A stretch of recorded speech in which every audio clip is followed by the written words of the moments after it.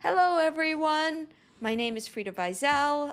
Welcome back to all of you for another live stream on my channel. We are recording on April 29 at 3 p.m. Eastern Time. What is it, noon for you in California, Naomi? That is right. Okay, great. It's right at noon. It's noon. Perfect time to do a little bit of a chat. Thank you all who are here for the live.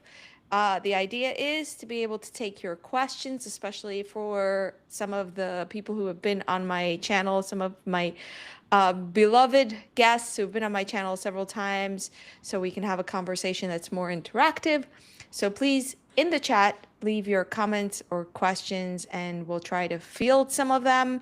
If you're here when we're not live anymore, you're rewatching it another time, I'm happy you're here as well. Leave a comment in the video description. Okay, my guest today is the wonderful Naomi Seidman, who I have had on my channel several times. I think the last time we did something together was in Poland, correct?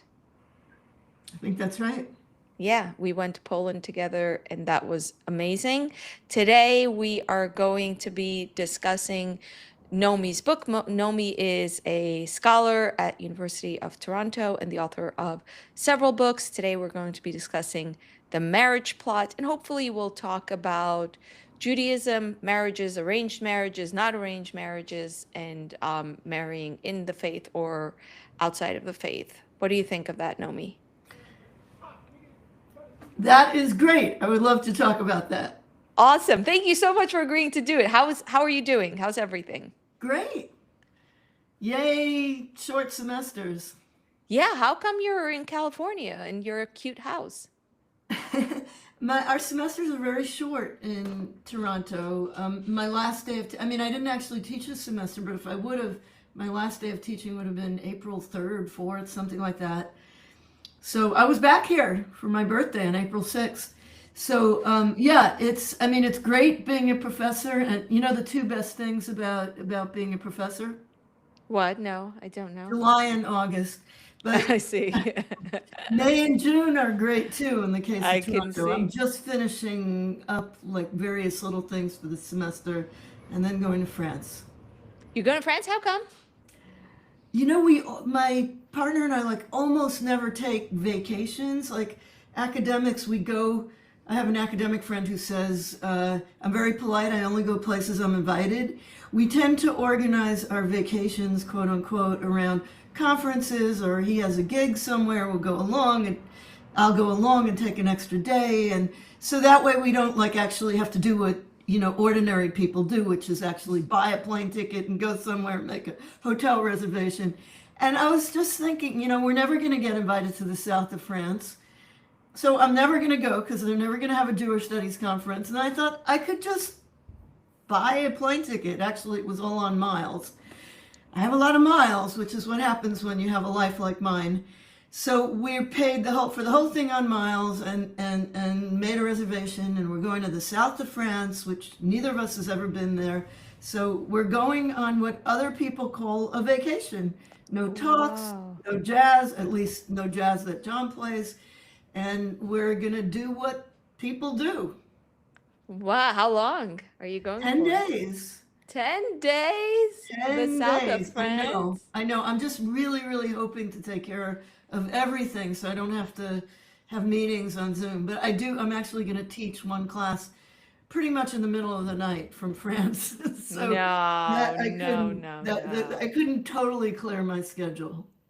Wow, look at you going to the south of France. Also, since we're talking about marriage and all of that, I'm surprised to hear you talk about John as your partner, which is now the trendy way of people talking about their husbands and Though it's so wives. confusing to people because like your business partner, your lesbian partner, like what is it? And I don't wear a wedding ring. So no, we actually are legally married. We got legally married 3 days before our son was due. We went to the Really? open courthouse and we were so kind of embarrassed to be doing something so square that we didn't tell anybody. And not only that, we don't like observe our wedding anniversary. And the word husband gives me the heebie-jeebies. So I just can't say it. I mean, I have all these gender issues. So I don't like the word husband. Partner is weird. I guess I could call him my boyfriend. I think that's kind of sexy. I might start calling him my Really? But boyfriend. if you can't call him your boyfriend if he's your husband. Is there a law? There's a law. Oh, well, I'll guess I'll just have to go to relationship jail. I will bail you out. I feel like you Thank deserve. you. Thank you for Yeah. that. Oh, interesting. See, this is the first time I hear about how you got married. Is it okay if I ask you some more personal questions about your marriage Yeah. to John? Yeah. Did you never have a fancy proper wedding? We never got the cash and prizes. But did you ever wear a white dress and I mean, I wore a maternity, my fanciest maternity shirt. I was 9 months pregnant, nine and what? a half, or whatever it was. No, we did not have a fancy wedding. We didn't have neither of us, look, we have this kind of aversion to, I don't know, bourgeois, conventional. Like, for instance, we live here with housemates, which is, I think, unusual for a married couple. And we also kind of Several? we have a little, we have one housemate now. We And have, that housemate has a pet. yeah, I don't think I told you that Vanessa died, but I know we're not talking about Oh, pets this time. oh no. I'm And I so know you know sorry. that's another reason we're going to France. We're Oh going to my France because so goodness. Vanessa had kidney disease and we had our living room looked like a hospital room because we had this IV thing. We gave her IV every night. And we weren't going to go anywhere with her that sick. And I told you I came back home, I guess, for Pesach on my birthday, and she was doing fine. You couldn't even tell she was sick. And then the day I got back, she couldn't jump up on the couch. She was suddenly very weak. We took her to the emergency room, and she died that night. They called us at 2 in the morning and said, if you want to see her, come quick. And you were in So, Toronto? no, it was my first day back in California. Oh, So, and when was this? it was 3 or 4 weeks ago. Oh my goodness, I'm so sorry. Yeah. It How are was you doing? it was devastating. I mean, I've heard people describe the difference between a pet dying and a close human being dying. And for some reason it's like the pet, something gets way deep in there.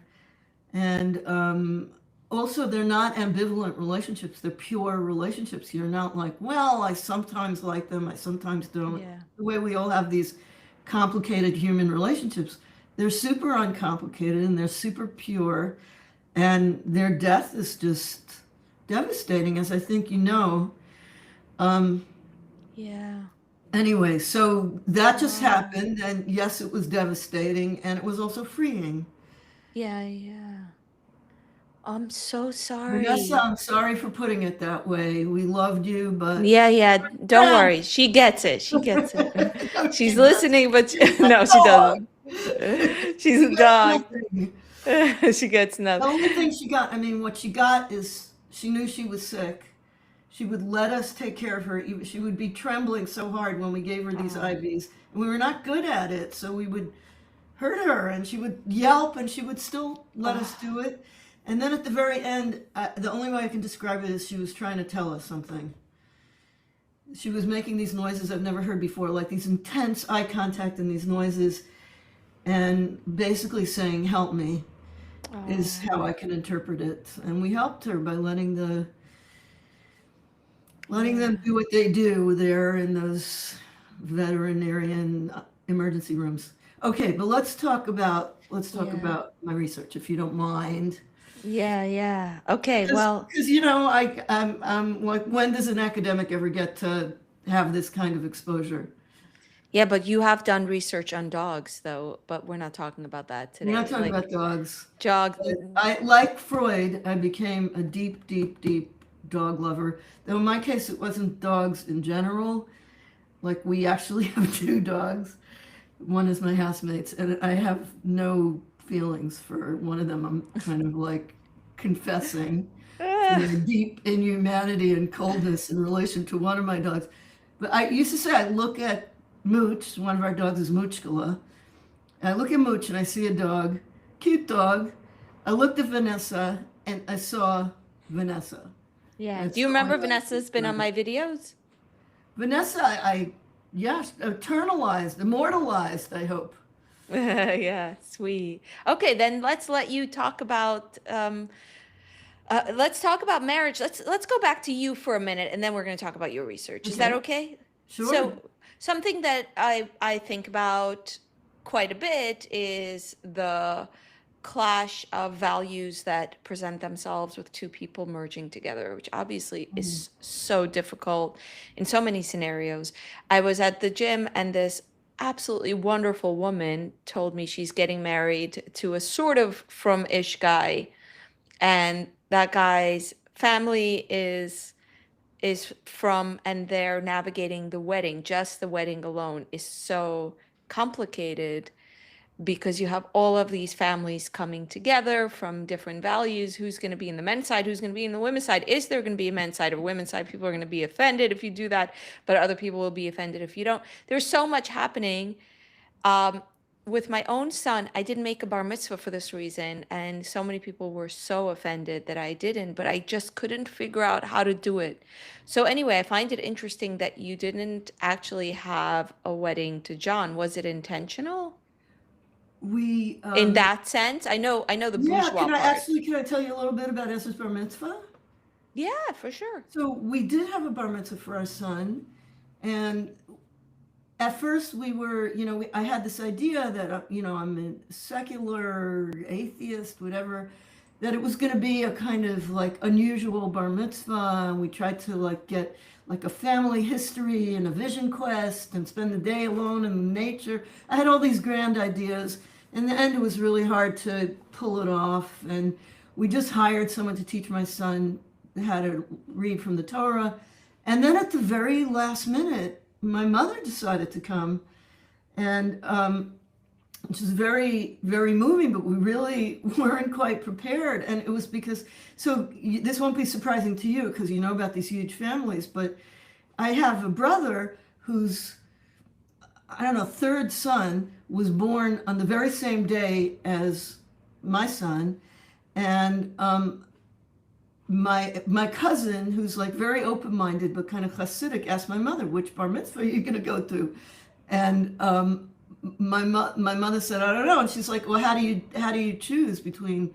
So suddenly she kind of got my mother to think about going, and we had it on a Monday because we just couldn't manage the Shabbos thing, and it happened to be Memorial Day, so people were off of work. But we had arranged to have it in where I was teaching, which was a Christian divinity school. So like we just pulled down so many crosses from the wall, and we went to the Orthodox synagogue and borrowed a mechitza, and we put the mechitza just in the first three rows. And my mother's sitting there with my Hasidic cousin, who basically got her to go, and my sister, because she was, pretty old to be traveling alone. And we were like, who's going to be on the men's side?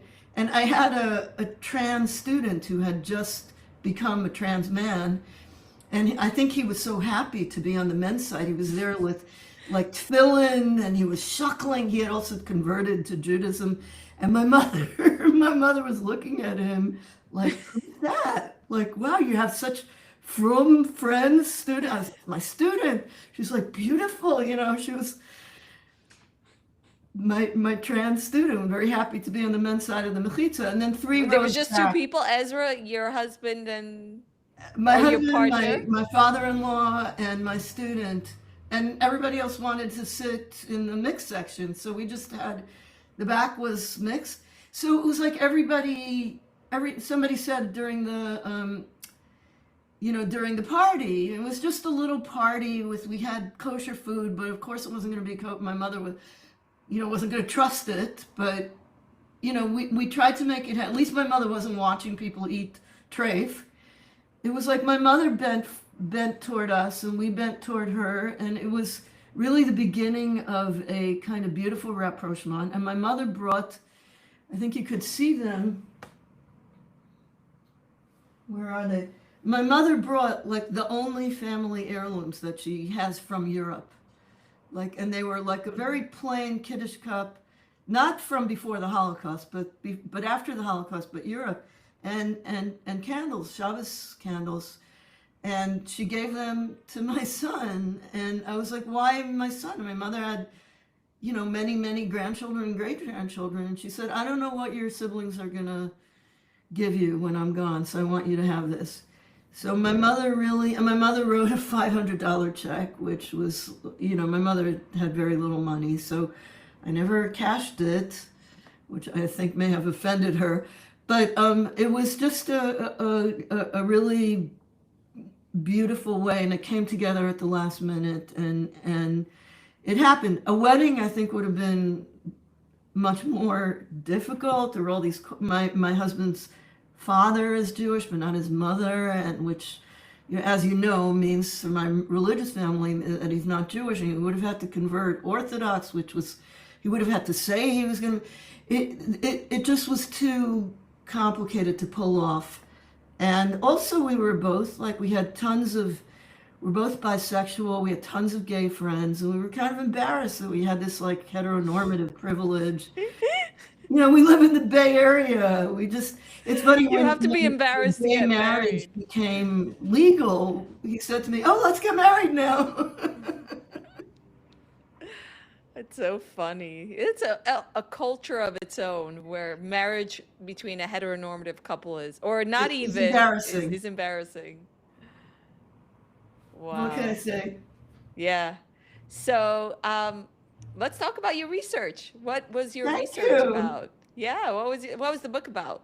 So my book, maybe I'll start by saying, so there's a really influential book. It goes back to the 1950s, but people still read it, which is called The Rise of the Novel. And it basically describes like how the novel came to be. And it traces a kind of history of like worship of the Virgin Mary to the chivalric romance, where you have the lady that is kind of virginal. She's married, but she's not. The knight can't have her. And to the novel, which plays out this whole worship of women and fascination with women's beauty, and this kind of translation of religious ideas into erotic ideas, right? This kind of spirituality, the sublime romantic love. And he describes how in 18th century England, where he sees the novel kind of beginning, you suddenly had all kinds of conditions that made it, women had more free time. They were kind of, because these were industrial societies, they were now depending on male labor, which meant that they were actually quite dependent on men. So these novels basically flattered them by centering, adored women, and then kind of covered over the fact that women needed men to survive economically by having the men want the women. So it's this very influential history of the novel, and basically I set out to write the kind of rise of the Jewish novel. Like, how did this all play itself out in Jewish circles? And the difference between, in some ways, it played itself out in many, many different societies. So with the difference that these societies didn't inherit these Christian ideas. So the novel, according to Ian Watt, inherited all kinds of Christian ideas, including the fascination with female virginity, not a thing in Judaism, the kind of the praise of celibacy, again, not a thing in Judaism. Knights, Jews were familiar with knights from, as one scholar puts it, from the other end of their spear. Like they experienced knights not as like the knight in shining armor, but like, oh my God, run. Yeah. So what Terrifying. happens when this developed, this novel, which became a thing all over the world in all kinds of societies, how did it manifest itself differently in a society like Jewish society, which didn't have the prehistory that Ian Watt said the modern European novel had? It didn't have all kinds of things. It had, it didn't have first, even the idea that women's beauty is more interesting than men's beauty. The Talmud has all this stuff about men's beauty, right? Rabbi Yochanan is supposed to be very beautiful. Reish Lakish, makes a pass at him. So it had all kinds of other things behind it, other kinds of traditions. And even though in the 19th century, Jewish writers adopted the novel and created a revolution, which is called modern Jewish literature, they did it differently. And that's what my book is about. It's like, what does it mean to be participating in novel writing? And I'll just point out that the word novel in many different languages, including Hebrew and Yiddish, but also French, etc., is roman or romance.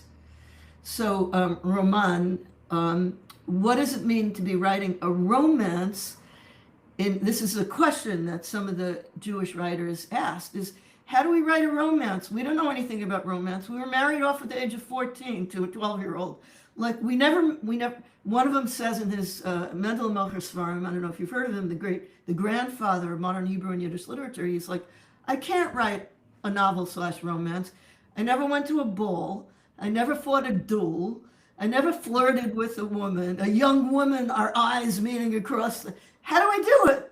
I just have no life experience. The only experience I have is reading novels. So one of the things I say is that, to become modern was to start reading novels. And it was to fall in love with the literary idea of romance, which was foreign to Jewish traditional culture, not entirely foreign, but in the same way that it's foreign to many other traditional cultures where arranged marriage is the norm. Wow. It's so interesting because I often talk in my own work, on my own tours, about the fact that you can go into a Hasidic bookstore and you won't find a single romance novel. And I think for the average person, it leaves this huge gaping sense of, then what are these books? How could there be all of these books without the love story? And it's sometimes hard for me to articulate. It's almost like I have to go through and show what they're all about in order to show, yes, you can actually have stories and there's no romance in them at all. So one of the things that one of the writers said in the 19th century, Moshe Leib Lilienblum, who wrote a memoir about growing up, religious, one of the things he says is that the Christian conception of love, or you can say the Christian that then becomes the European conception of love, highlights this one particular kind of love and is kind of obsessed with it. So the young, the people at their bioerotic peak, 16, 17-year-olds, hormones flowing, that kind of love is the staple, which, for most people lasts a couple of years, That's, if you looked at Hollywood movies and novels, you think that was like most of life. But he said Jews understand love to be so much more. And he says, including the love of parents and children, the love of, even the loves in which from which marriages are built. For instance, in Shivchei Habesh, in Praise of the Baal Shem Tov, which is a kind of novel about the founding of the Hasidic movement, it says very clearly that, I think his name is Rabbi Abraham, falls in love with the young Baal Shem Tov. And his heart is drawn to him, and he decides, this will be my son-in-law.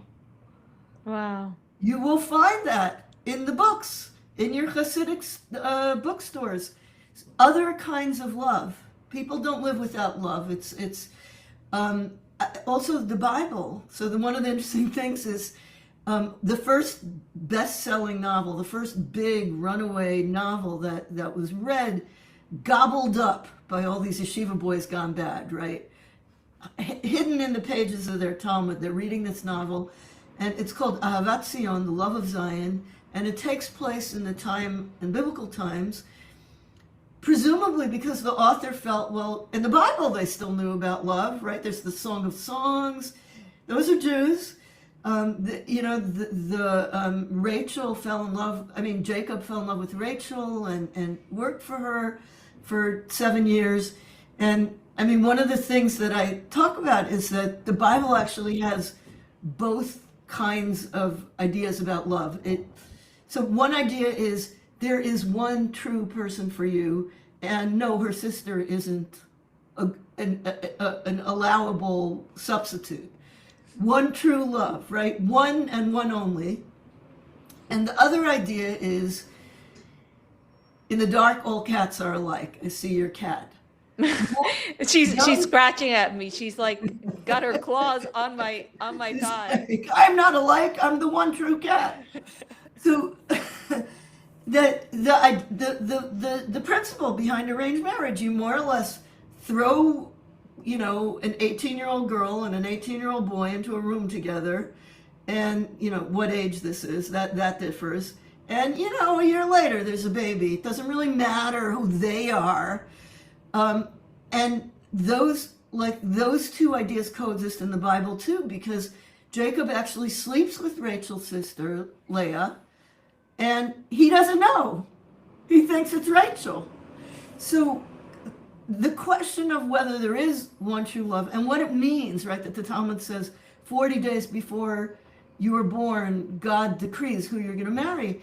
Does that mean that you shouldn't try and meet anyone at a party? Or does that mean that the true love is fated to be, right? So Yeah. even that belief is hard to square with, right? Like, what exactly Jews believe about love and true love?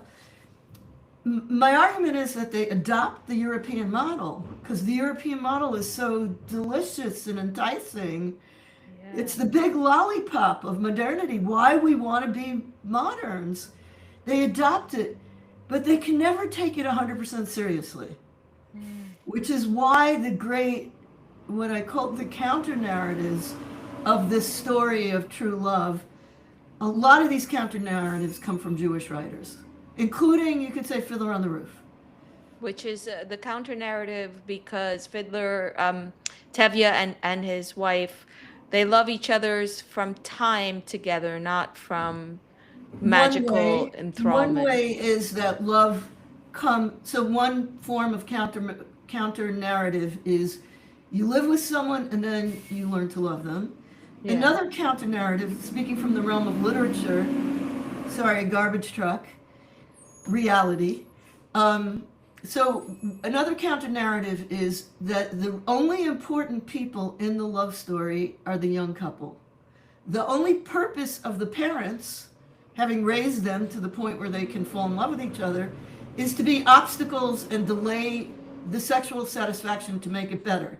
Because we all know that sexual satisfaction delayed is a form of erotic incentive. So that's how it works. The parents are, in the novel, the parents are basically there, or Romeo and Juliet, they're basically there to hate each other, deny. so that the love affair becomes tortured, and it all just becomes hotter and hotter and hotter. That's the purpose of parents.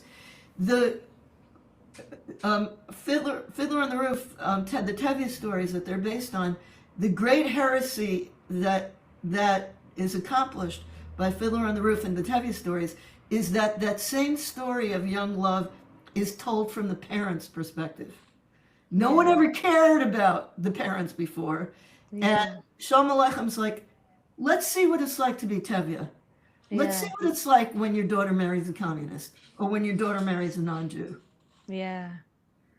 So and people think the story is really the story about how modern romance has to naturally develop out of the backward traditional marriage. Yeah. And my argument is that the reason why it's so popular and such a great hit is because it's one of the very, very few stories that tells about the move from traditional marriage to modern romance in terms of the price that's paid for it. Yeah. No one else talks about the price that's paid. And the price that's paid is no machatanim, parents kicked out of the scene. The and it's exciting for the young couple until they realize they have no community and no family around them. Yeah, yeah. And Tevye himself has no in-laws. In-laws is actually a bad translation of Machatanim. It's another thing I talk about in the book. Why? Why is it a bad So, translation? in-laws. Because Machatanim are family. So Machatanim, when I say my Machatanista or my Mechutin, I'm talking about a kinship relation that doesn't exist in the English. I'm talking about my child's partner's parent. So in other words, I have a father and a mother-in-law. John has a father and a mother-in-law, or had a father and mother-in-law. But my father-in-law has no English I way see. of describing his relationship with my parents. I see. Yeah. They work out who's going to pay for the wedding, and that's it. They're not real relatives. And in Jewish marriage, marriages construct kinship not only between the young couple and their children, they also construct kinship backward. And when you're a minority diasporic community, you need as much kin as possible in case the pogrom comes, which is what happens to Tevye, and he has no Machatanim. Who's his Mechutin, right? His children married communists or non-Jews or whatever. There's no Machatanim. He has no safety network, which is what Machatanim often were. And there's no extended family for the young couple. Obviously, in the heat of the passion, they don't care. But you have a kid, and suddenly you do care. Yeah. I mean, we all know how useful your parents suddenly become when you have a kid, right? Yeah. Interesting. Okay, so first of all, I have to say to all of you who are here for the live stream, thank you for being here. You're here for my conversation with the scholar Naomi Seidman from University of Toronto. We're talking about marriages and romance and how they play out in Jewish history. Would love to hear your questions for Naomi. I'll take them in a minute. I'll read some questions. This is something that's really interesting because I think we live in a culture where life is considered incomplete if you haven't experienced that kind of romance, that feeling of being in love.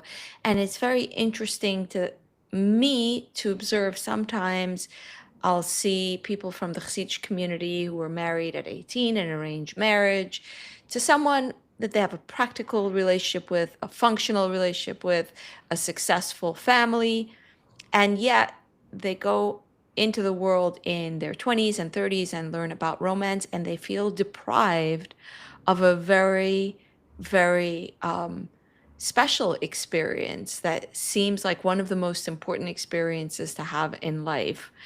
I'm wondering if you can speak to that. Like, what would be your comment to someone who would say, I feel terrible that I've lived life without that kind of romantic love?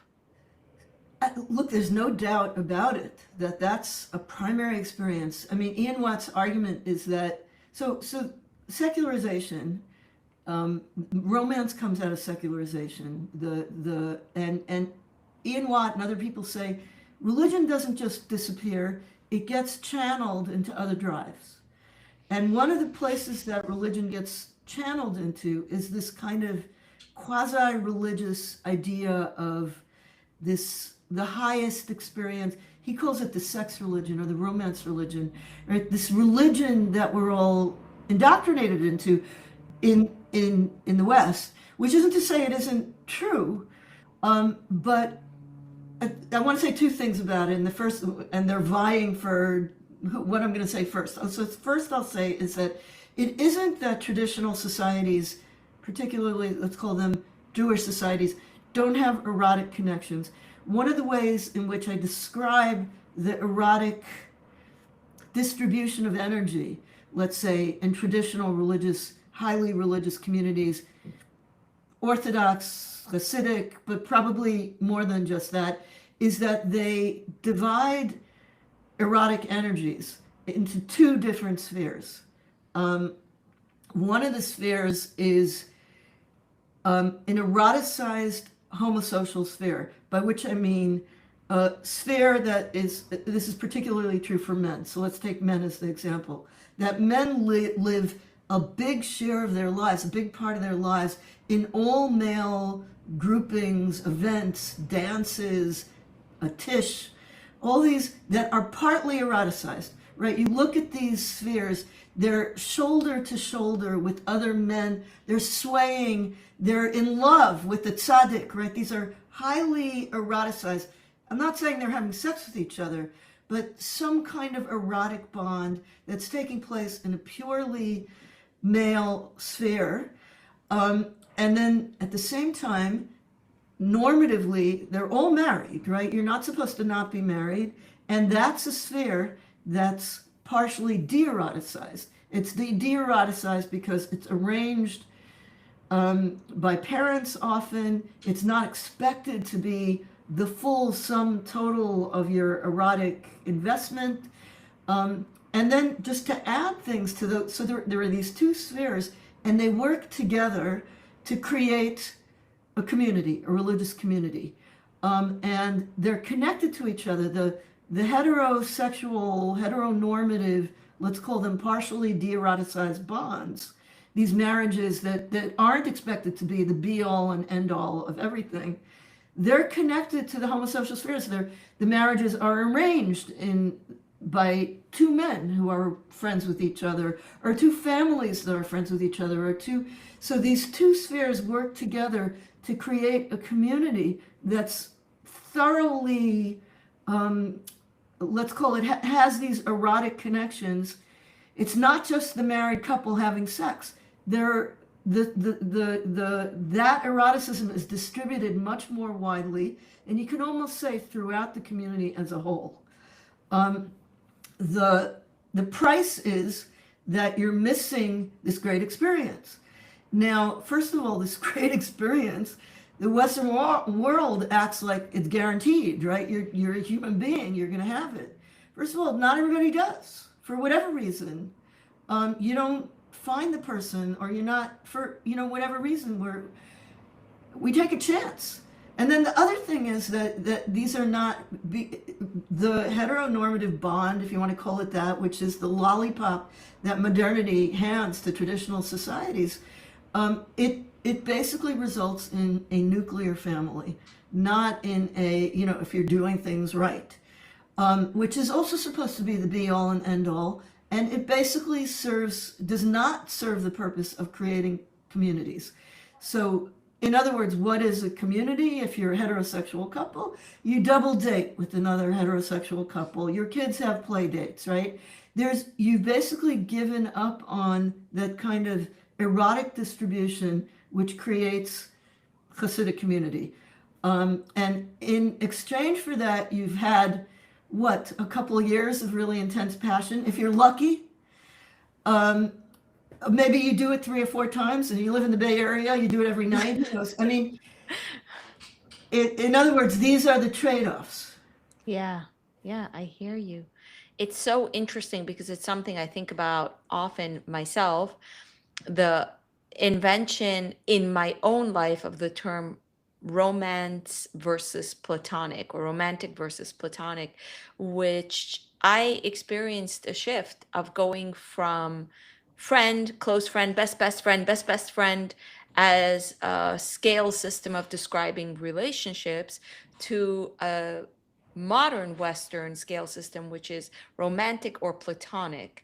And in the Western world, you're either in a romantic relationship or a platonic relationship. And even if just two men are standing too close together or are being too friendly, they'll say, that's so gay, which is such a derisive way of taking away any intimacy from relationships that should have space for intimacy.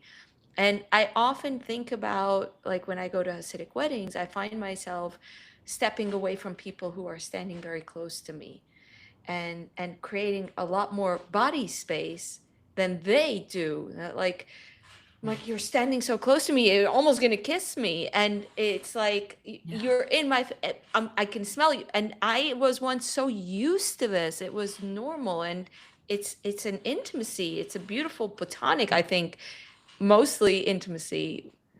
But The idea that this is this kind of physical intimacy is something. There was a very interesting character. I don't know if you ever heard of him, Jiri Langer.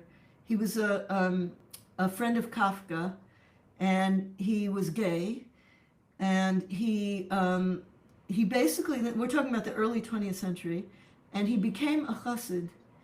He moved to Belz, and he talked about that intimacy, exactly what you're talking about. He said, I'm in the study hall, and I'm talking to a man, and he starts pounding me on the chest because he disagrees with me, and then he puts his finger in my face, and then he's like, and all of this is just totally normal in the study hall, and this was so appealing to him.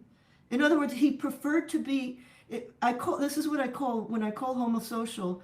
I'm trying to describe something that's in between yeah, a sexual relationship and a platonic relationship, which is these intense, and they're almost always same sex, right? yeah, You don't do this across the sexual boundary. I mean, in the Bay Area you do, but in religious societies, and I have to say, I was very freaked out at heterosexual hugging when I first became secular. I don't know if you had that same feeling. Or all hugging, I wasn't, like, there were just things that I just couldn't get used to. But the physical intimacy with members of your own sex, which you could see, I mean, look, just Google Hasidim and you'll see it. It's right there. It's right obvious. And that kind of bodily proximity, which is also spiritual, right? These are like intensively effective spaces. You love the Torah, you love the Rebbe, you love the Rebbe with someone. You know how like doing something with someone with a friend, even this is like we have a project together. There's something about looking at the world as a team that's so much more satisfying than looking into each other's eyes, yeah, like yeah, being on a date. This yeah, idea that being on a date is the ideal thing, when actually being on a date is a little bit of a drag. yeah. I think. I mean, I haven't gone You, on too many dates in my life. I don't even know what a date is because I've so not wanted to be part of the sexual culture of modernity. I mean, back to me and my own personal investment in this. But and why it is that this kind of intimacy is so much easier to produce in same-sex, sexually segregated societies. And people think of sexually segregated societies means there's no sex.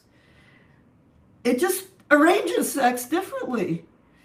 And sometimes there is sex, as we know, and those are same, they're like prisons and, the army and that kind of intensely lived communal life. And they're not so much about the couple. It's always about the couple and everyone around them. yeah. I love this conversation. It's making me a little bit sad that I am so, for lack of a better word, indoctrinated into the culture of romance, because I feel like it's in my subconscious that romance is so, so primary and important. And I sometimes talk about this on my tours. I talk about the absence of romance and the absence of Barbie and Ken in this world. And I think about how powerful these messages are, that once you've been exposed to them, they're there in the back of your mind, and they become like the defining worldview, because it's like the lollipop of all a culture can offer, is to offer this romantic fantasy, even though it's not practical. And like you said, a lot of people end up deeply frustrated going from date to date, not finding it. Yeah. And I mean, you talked about Barbie and Ken. It's all based on a kind of weird set of gender norms. Who makes the first move and what constitutes like erotic attraction and who's supposed to be more into who. And that's another price that we pay for joining this great sex religion that Ian Watt talks about. And also, Jews didn't do that stuff that well. Like, we weren't such great Kens and we weren't such great Barbies. It's funny, Barbie and Ken were invented by a Jewish woman, but the gender roles that go along with this romantic idea are also a drag. And I mean, one of the ways that I understand Yentl is that she wants to be with a man. She just doesn't want to be a woman with a man, which is something I can totally relate to. Yeah. Like, I just don't want to be that thing that a female beloved is supposed to be. For one thing, I chased my partner for 6 months before we went out. Like, I don't, and I got him. The great love The story. gender roles are also, the gender roles don't fit. Like, Jews had different gender roles. And when they, and when Mendel and Marcus Farm said, I can't write a novel because I've never fought a duel and I've never been to a ball. It's like he was a yeshiva boy. That's what he knew how to do. And often it was the girls singing love songs about the yeshiva bachurim. It was the girls that were singing Yiddish love ballads, not the boys. And for them, it was like, what kind of boy do I want? And, and singing it with other girls. So it's one of the reasons that the great, in the Yiddish film industry, instead of having a beautiful woman as the great star, it was Molly Pecan, who basically dressed like a boy. She was a cross-dresser like me. And that was who they thought was like the greatest film actress. And she was constantly playing cross-dressing roles. So it was like, yes, Jews wanted these romances, and they wanted to read romances, and they wanted to fall in love, and they wanted to have those peak erotic experiences. But they also were like, I gotta pretend I'm this kind of man. I gotta pretend I'm this kind of woman. I gotta pretend I don't care what my parents think. That's why they're producing this literature that basically charts everything that's wrong with the romance novel. I mean, if we're still allowed to cite Woody Allen, like Love and Death, it was just, he has this film that's, kind of a takeoff on a Russian novel, but it's so over the top that you just have to laugh at the lovers, like, oh, I love your eyeballs, like that kind of thing. Like, they recognize these as artificial because they don't have that Christian prehistory, because they're just thrown into romance suddenly, like we were. Very interesting. If we're allowed to cite Woody Allen was actually one of the first films I watched. Me too. Really? Which one? Annie Hall. Oh, I Annie saw Hall. Annie Hall on a date with a chassid. Oh, right. You Isn't that told me crazy? I about told you that. that story. Yeah, it was When like a he Baba turns into a chassid. chassid. I Oh, was yeah. sitting next to someone who had taken his hat off to when we walked into the movie theater. Wow. That's a heck of a story. I wonder how he felt. And we just Um, looked at each other like, oh my God. okay, let's take some questions. Are there people there? I can't see anybody. Yes, there are people in the comments. Can I see them? My friend, I don't know how. No, you don't see it on Riverside. You have to Oh, that's be. okay. Yeah, I trust you. yeah. I have multiple tabs open, but I'm looking only at you. I'm not so great at this. I just like the idea of You're amazing. I You're a like the idea of total doing it live, star. like of taking people's like questions, but I'm very one channel person, so I'm focusing on you. But my friend Javi is saying, I'd love to hear more on the difference in intimacy RA male spaces versus female spaces. Female circles have the same allowances or outlets as male circles tend to have, especially so with physicality. What was the last part? I didn't quite get that. She says female circles have the same allowances or outlets as male circles tend to have, especially so with physicality. Is Ah, that that's true? interesting. Is that Javi Weisberger? No, Oh, different Javi. yeah, I know like six Javis too. Yeah, I know too many Javi, Davids. Chani, Chai, Malki. Yeah. Um, so Thanks, Ravi. So one of the things that I wrote in the book is that actually I thought that there were certainly women's spaces. There's the women's section, the sewing circles. There's these women singing Yiddish love ballads together. I mean, there's intense, definite form, and maybe women going to the mikvah, cemetery rituals.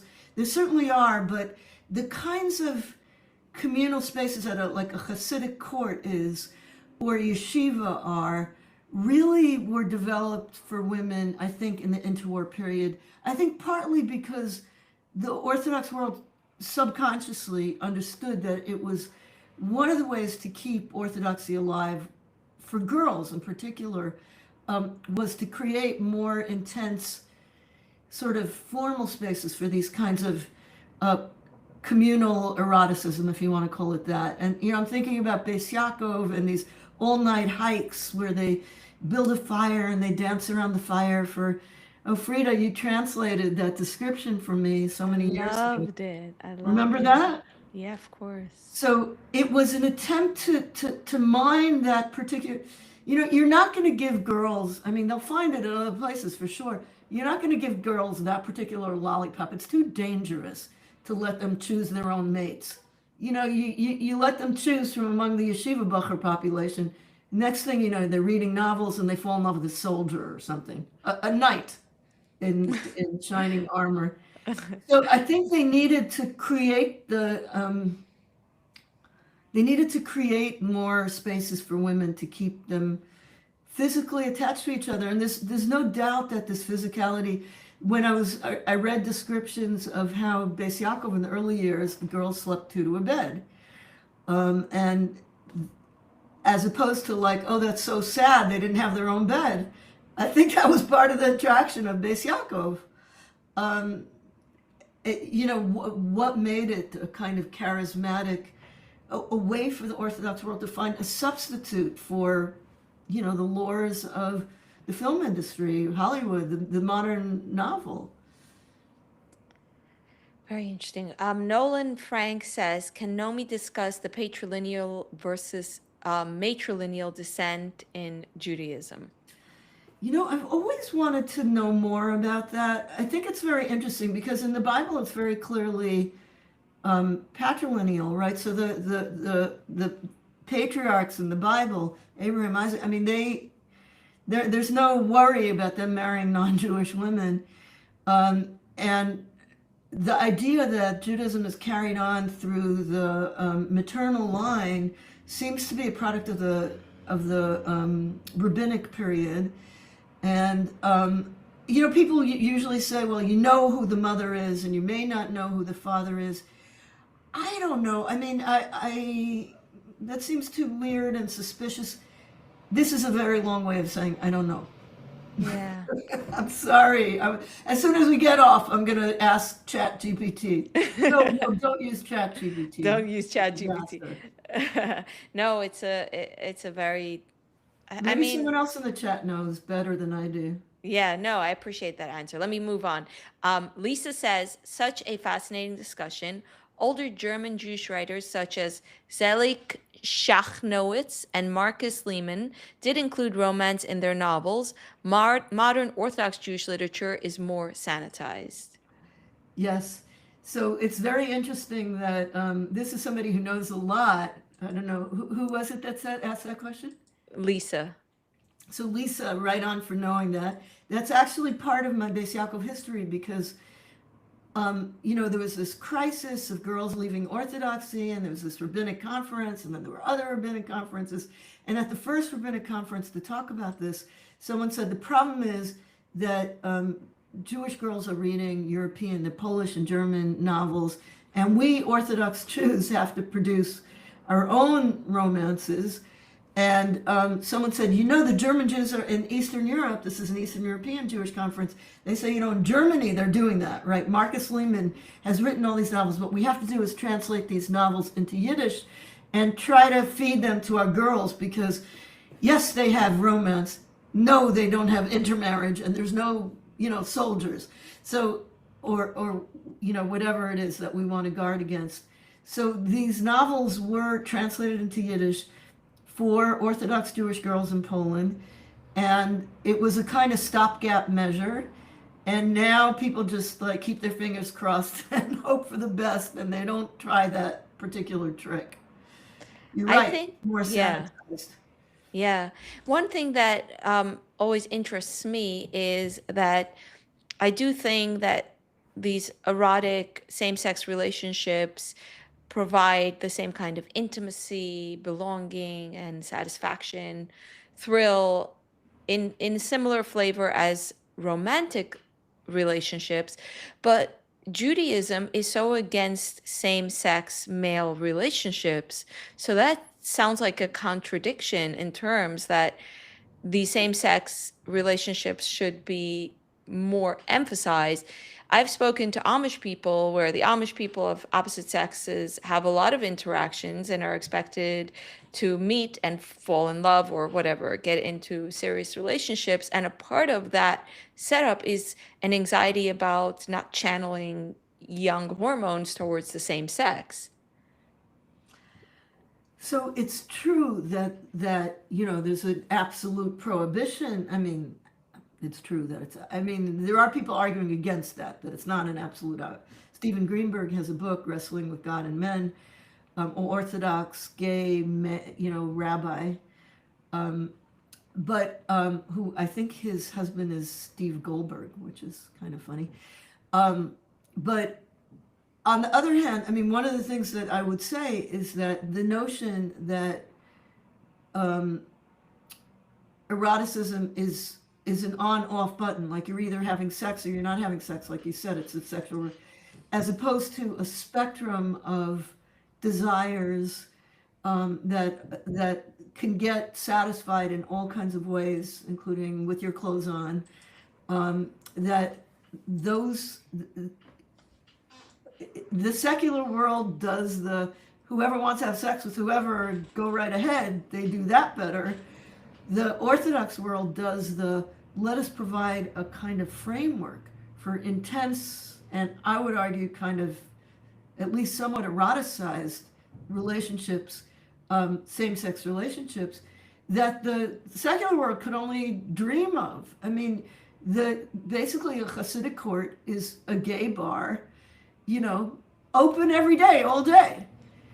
Okay, you're not supposed to actually have sex with all these people, but what you're doing with them can be so intensely satisfying. I understand that a gay man in Prague, by the way, he moved back to Prague, and he walked around Prague in full Hasidic regalia and wouldn't touch his parents' food. So I understand how something was satisfied for him living in the Hasidic court. And he didn't say he had a lover there, but in some way he had lovers there. Interesting.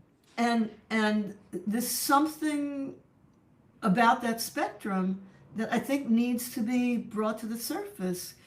Let's call it an erotic spectrum, that somehow the modern world's, the European idea of romance has lost track of.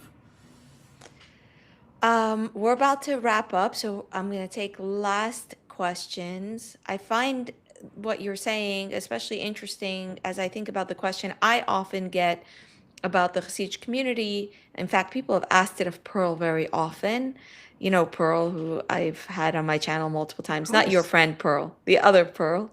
We know Pearls, we know Davids, we know Chavis, we know a lot of Jewish people. But people ask of Pearl often. They'll leave a comment and say, "What does Pearl say to gay people in her community?" And I've asked Pearl, and she said, "Nah, that's not my thing to talk about." I'm wondering if you would have an answer that might be interesting about what happens in this kind of world, in the Jewish world, and not necessarily today, but in the So, I mean, context of first your of all, it research. could be a prohibition against homosexuality without a certain kind of homophobia. In other words, there's a prohibition against eating shellfish. You're not going to talk to someone who ate some shellfish. I mean, you'd be kind of, it's a sin. Like, it's not something that turns you into a kind of person that encompasses everything that you are, right? Like an identity. It's not an identity. Mm-hmm. It's a sin. If you did a sin, you shouldn't have done a sin. It doesn't Mm-hmm. mean you are a certain kind of person. I mean, obviously, we know this is a particular kind of sin that is closely tied to, a deep part of who you are. Um, and the Orthodox world, not Hasidim, but I mean, it's kind of weird that it could be viewed as a sin without that sin also be treated through a kind of panic and homophobia, which is evident in the secular world, right? People aren't freaking out about who's gay. You're not like suspected of being gay. Like, okay, you were gay. You shouldn't have done that. Yeah. And you can Yeah. be gay and sort of gay sometimes in yeshiva, right? What do they call like lesbian until graduation? Really? You know, Gay until marriage. Gay until marriage. It's very funny. It's a whole different way of understanding what gayness is, and in some ways it's yes, it's a sin, and that's awful. But in other ways, it's a kind of like you're living in a world that isn't actually, it never occurred to anyone that you're gay. Like, why would they think of that? It's not a big part of how they think about people. I mean, I've Yeah. seen it in my own experience. I think I told you about, this guy who came to, when I was sitting Shiva, he's sitting in the women's section. He has eyeliner on, and I go to my sister, "Who's that?" And she says, "Oh, that's whatever, some guy in the neighborhood." And then he's like, "You're interested in him? He's single." I'm like, "Yeah, of course he's single. Like, just no gaydar, or I very see. little gaydar, right?" That's so funny. Whereas in the rest of the world, it's like, "Is she gay?" Yeah. Right? Yeah, And in yeah, some ways, it's a relief not to live with that. yeah. You know my story of my birthright trip and the gaydar.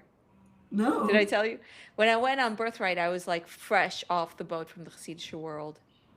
And I was trying to integrate myself and to have a good time, but I was really still feeling very much like an outsider. I wasn't culturally adapted, and I was a young mother, and I was very in that frame of mind, and all the other birthright trip participants were young people who hadn't even settled down yet. So we're somewhere out, not central Israel, the first night, and everyone is sitting around in this rickety motel in like a dining room that's cleaned away at night, and they're sitting on chairs and they're talking about a gaydar. And someone says, "I have a great gaydar. Eric is gay." And I'm like, the yenta in me is like super excited. I'm like, what's going on? Who's Eric? And so they explained to me that a gaydar is when you can read who's gay, and Eric is on our trip, and he is definitely gay. So my frame of reference is completely different from theirs. My frame of reference is, oh my God, this person is gay. Must be they're not accepted for who they are.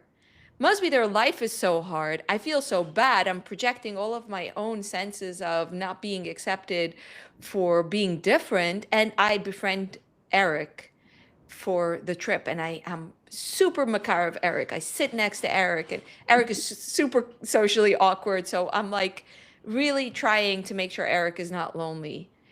And then at some point, I'm sitting with Eric on the bus, and his hand creeps into mine, and he's holding my hand, and I'm like absolutely shocked.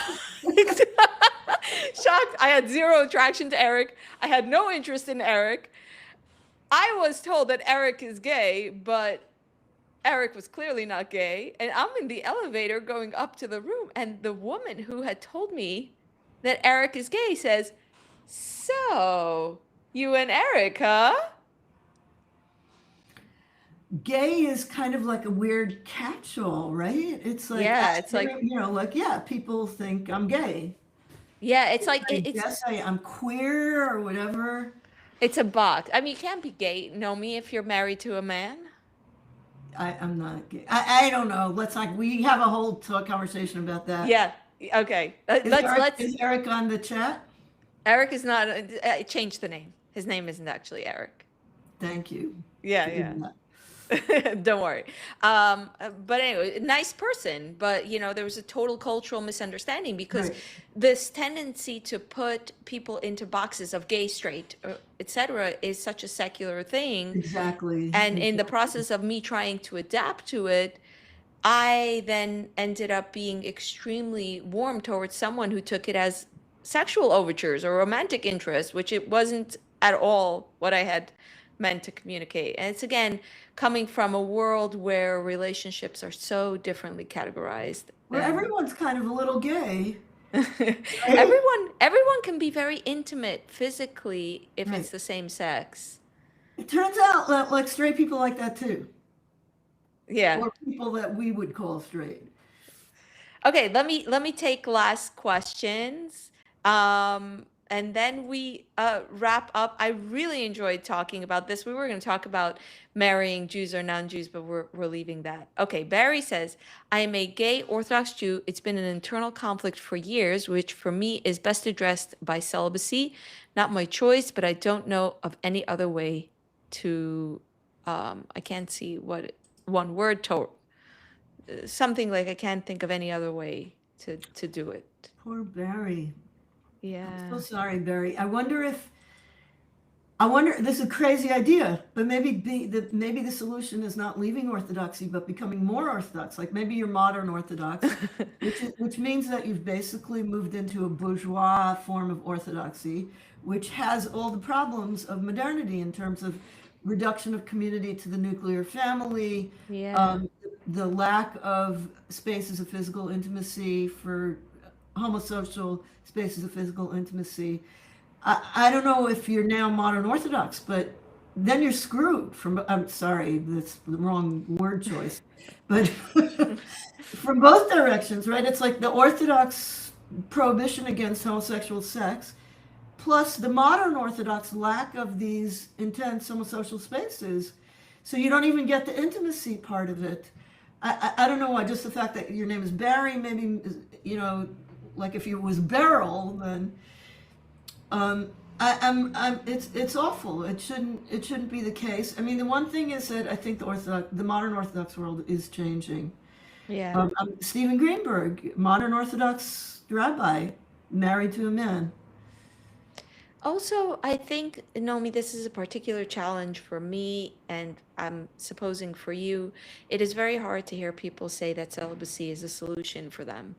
Absolutely. I think about nuns all the time. I'm fascinated by nuns because a part of me is so sad about celibacy being a solution. But the truth is that if we respect that people know what they want and what is giving them meaning, then celibacy should be an option for people that we don't like And dismiss. celibacy can sometimes mean eroticism. Sorry, can I tell you a quick Yeah. story? So when I taught for many years at a divinity school, and a lot of my colleagues were nuns. They actually don't call themselves nuns; they're sisters religious. And I was once at a birthday party for a nun, and I was the only person there that wasn't a nun. And they were talking about a friend of theirs who had joined a monastery, and they were talking about how fancy the monastery was.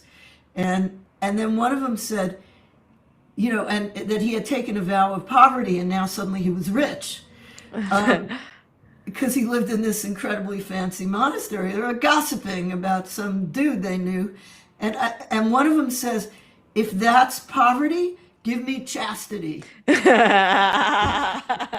Yeah. And I was like, "Wow, wow! I'm glad to be on the inside of this conversation, but I'm not 100% sure I know what I'm hearing." So, so they were joking about chastity. And Yeah. what to make of that, who knows? Except that I would say that our understanding of chastity, what does that mean? No masturbation, no physical Yeah. intimacy at all with another human being.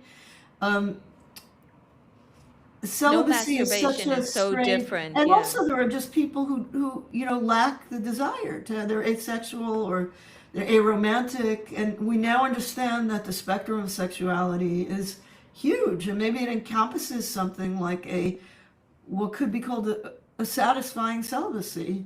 Yeah. And also, I think sexual desire unfulfilled can be quite an electrifying feeling. And in our society where sex is so casual, I think it has removed some of its intensity.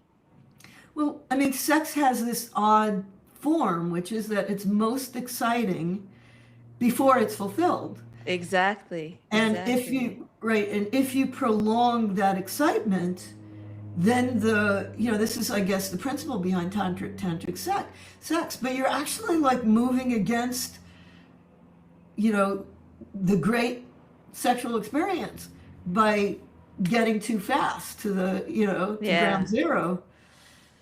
yeah. Very interesting. And then people go and get married in City Hall and they make it all so banal and no, I did that. I'm not I'm really being tongue in cheek. I'm not But dissing you on write a book marriage. about it, and that could be satisfying too. That's true. That's true. Thank you so much, Nomi. Last question and then I let you go. Have you ever had a black and white cookie? I only like the white part of the black and white cookie. Really? I know it's perfect because everybody else likes the The black. black? I mean, not to be too, white nationalist or, Do apologize. and usually the white part is a little bit smaller than the black part. Do you notice? No, I have not. Well, I have because I'm the white part. That's very funny. All right, next time we meet, I'll split a black and white cookie with you. I'll have the black. Happily, we'll look Yeah. for one where the two sides are even. Okay, for sure, for you. Okay, I'm gonna link your book in the video description. Thank you so much for this extremely fun and satisfying conversation.